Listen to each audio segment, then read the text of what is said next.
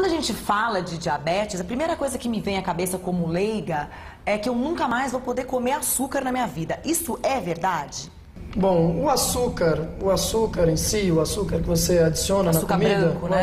esse açúcar idealmente não é para ser ingerido pelo diabético. Não é nem aconselhado, na tipo verdade, para qualquer tipo de pessoa, Para qualquer né? pessoa, principalmente quem está acima do peso. E o diabético não deixa de ser um paciente como qualquer outra pessoa que também tem que se manter, e ele mais que os outros, tem que se manter dentro de uma faixa de peso adequada. Agora, se ele pode comer arroz, se ele pode comer pão, que são outras fontes de carboidrato, ele pode comer. Desde que isso faça o que é o ideal na alimentação de uma pessoa normal. Se ele está dentro do peso, pode comer com um número de calorias que seja adequado pelo peso dele. Se ele está acima, ele vai ter que restringir, mas ele vai ter que restringir em tudo. Tanto em carboidrato, quanto em gordura, quanto em proteína, e vai ter que manter uma dieta adequada para a perda de peso. O ideal o que ele não deve exagerar é principalmente em gordura. O chocolate diet, ele pode? Chocolate diet, os alimentos diet, a gente precisa ver que o alimento diet geralmente ele tem restrição de algum componente. Se ele é diet, ele pode ter restrição de gordura, ele pode ter restrição de açúcar. Muitas vezes o chocolate diet, se ele tem restrição de açúcar, o diabético vai poder comer. Agora, ele vai ter caloria. Não é porque é diet que não tem caloria. Uma pessoa magra não tem diabetes? Uma pessoa magra pode ter diabetes.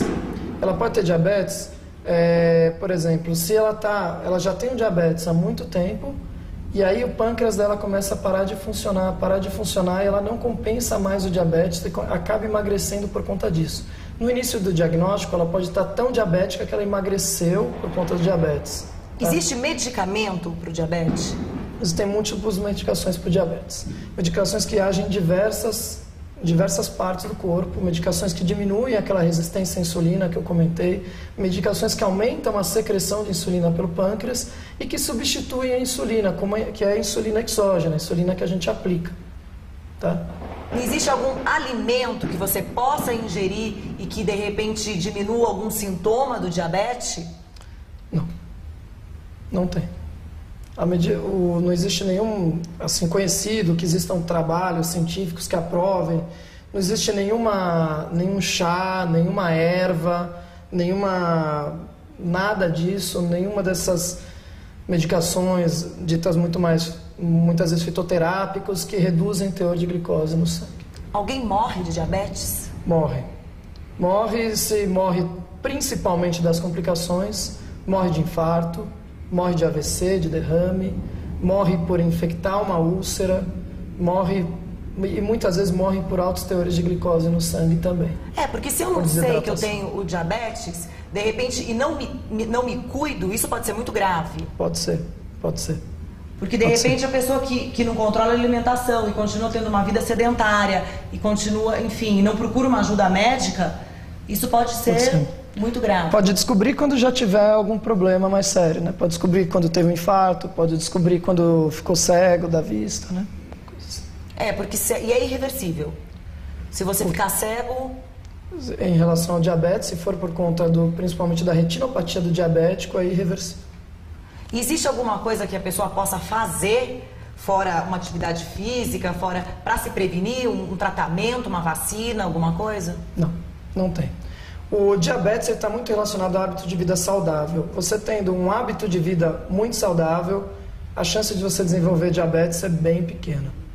Então, o que a pessoa tem que fazer é fazer atividade física, é ter uma dieta adequada, é não engordar, é não ser sedentário totalmente. Isso, controlar as outras coisas, controlar a parte do colesterol sempre, para avaliar a pressão. Tudo isso junto, isso vai levar a um hábito de vida mais saudável, vai ajudar a prevenção tanto de diabetes, quanto da obesidade, quanto de outras complicações relacionadas a essa dita síndrome metabólica. E no Brasil, o índice de diabéticos é alto? É alto e está aumentando cada vez mais. E isso aumenta justamente porque está aumentando a obesidade no Brasil, cada vez as pessoas são mais sedentárias. Você acha que o consumo de comida muito calórica, com muita gordura, isso daí está colaborando também? Tudo isso colabora. Comidas que têm um teor energético, uma carga de calorias muito grande, com pouca fibra... Isso cada vez mais, aqueles salgadinhos, excesso de refrigerantes, e deixando as verduras de lado, deixando mesmo às vezes até as proteínas, a carne, né? Você vê hoje em dia as crianças com salgadinho na escola, toda essa parte, isso tudo vai contribuir para um aumento cada vez maior do diabetes. E você acha que esse quadro pode fazer com que as pessoas comecem a desenvolver a diabetes um pouco antes? Com certeza.